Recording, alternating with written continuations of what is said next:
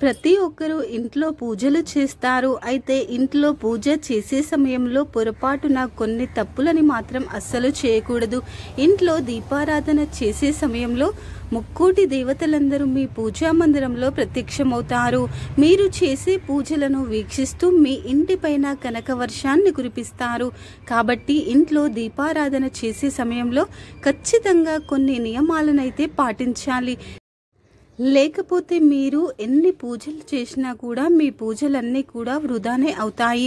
మీ ఇంట్లోకి దేవతలను ఆహ్వానించాలి అంటే పూజలో ఎలాంటి నియమాలను పాటించాలి, అలాగే పూజలో పొరపాటున కూడా చేయకూడనటువంటి తప్పులు ఏమిటి అనే విషయాలని గురించి ఇప్పుడు మనం ఈ వీడియోలో వివరంగా తెలుసుకుందాం. ముందుగా ఈ వీడియోకి ఒక లైక్ కొట్టి మన ఛానల్ని సబ్స్క్రైబ్ చేసుకోండి. ఇంట్లో పూజ చేసే ఆడవారు తప్పనిసరిగా కాళ్లకు పసుపు రాసుకోవాలి. కాళ్లకు పసుపు రాసుకొని ఇంట్లో దీపారాధన చేస్తే మీ పూజలకు రెట్టింపు పుణ్య ఫలితం లభిస్తుంది. ఆడవారి పాపిట్లో లక్ష్మీదేవి కొలువై ఉంటుంది.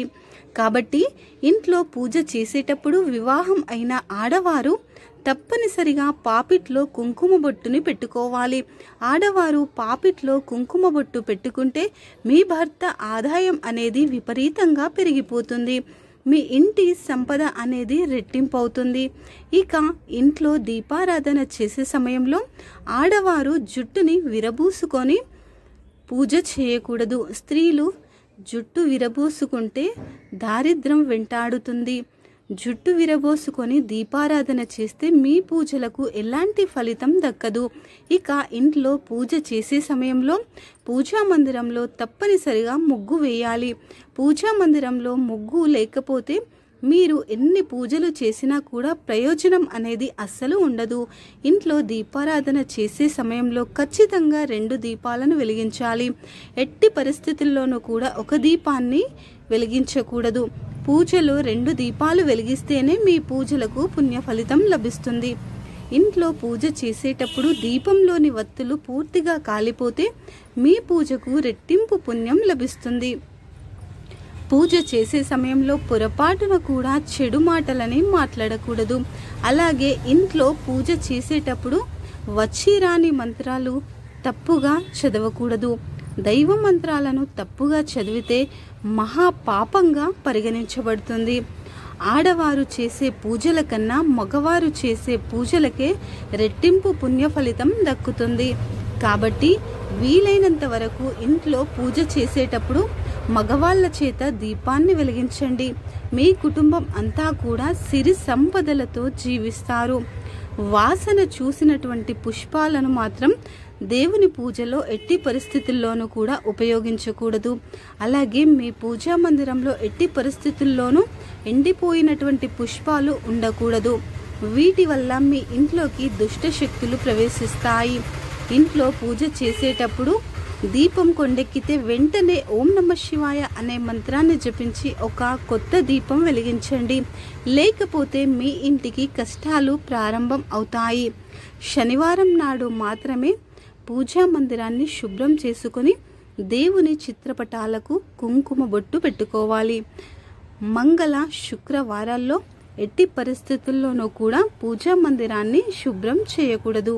ఇక ఇంట్లో పూజ చేసే సమయంలో చివరగా దేవునికి నమస్కారం చేసుకొని మీ మనసులో ఏదైనా కోరుకొని గంట కొట్టండి.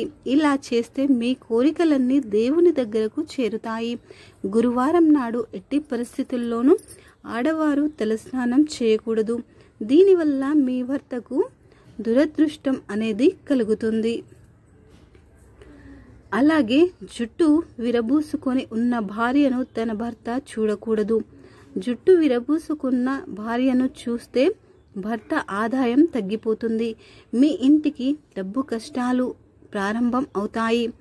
మల్లె పుష్పాలతో దేవుడిని పూజిస్తే అనారోగ్య సమస్యలన్నీ వెంటనే తొలగిపోతాయి.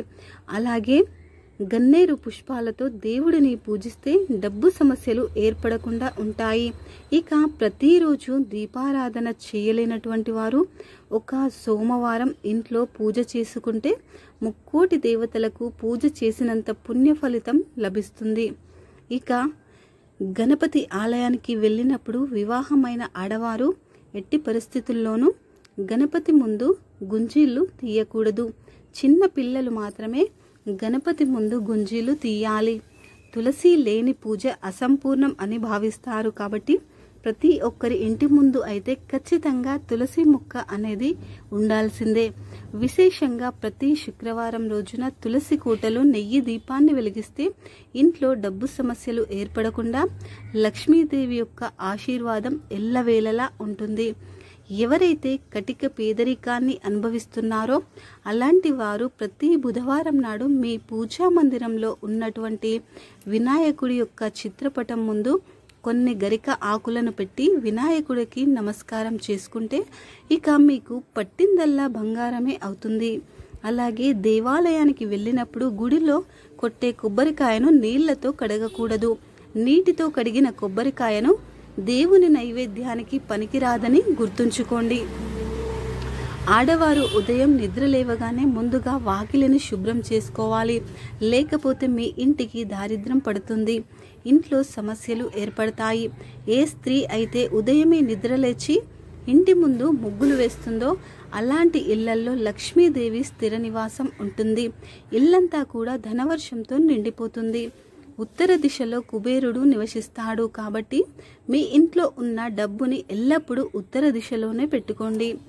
ఉత్తర దిశలో డబ్బు ఉంటే మీ ఇంటి సంపద అనేది పెరుగుతుంది. ఇక మీ ఇల్లంతా కూడా డబ్బుతో నిండిపోతుంది. అన్నిటికంటే ముఖ్యంగా ఇంట్లో పూజ చేసేటప్పుడు మీ మనసంతా దేవుడి మీదే లగ్నం చేయాలి. మీ ధ్యాసంతా ఇంటి పనుల మీద ఉంటే మీ పూజలకు ఎలాంటి ఫలితము దక్కదు. ఇక ఇంట్లో పూజ పూర్తయిన తర్వాత దేవునికి సమర్పించిన నైవేద్యాన్ని తప్పనిసరిగా ప్రసాదంగా స్వీకరించాలి. అప్పుడు మాత్రమే మీ పూజలకు ఫలితం దక్కుతుంది. ప్రస్తుత రోజుల్లో చాలామంది ఎప్పుడు పడితే అప్పుడు మాంసాహారాన్ని తింటున్నారు. కానీ శుక్రవారం నాడు మాత్రం పొరపాటున కూడా ఇంట్లో మాంసాహారం వండకూడదు. అలాగే శుక్రవారం మాంసాహారం తింటే మీ ఇంటి సంపద తగ్గిపోతుంది. మీ ఇంట్లో దారిద్ర దేవత అడుగు పెడుతుంది. ఇక వివాహం అయిన ఆడవారు రాత్రి నిద్రపోయేటప్పుడు చేతులకు ఉన్నటువంటి గాజులని తీయకూడదు. అలా చేస్తే మీ భర్తకు దురదృష్టం కలుగుతుంది. అలాగే వివాహం అయిన ఆడవారు ఎట్టి పరిస్థితుల్లోనూ నలుపు రంగు వస్త్రాలని ధరించకూడదు. అలా చేస్తే మీ భర్తకు ప్రాణగండం ఏర్పడుతుంది. కాబట్టి నలుపు రంగు బట్టలని అస్సలు ధరించకూడదు.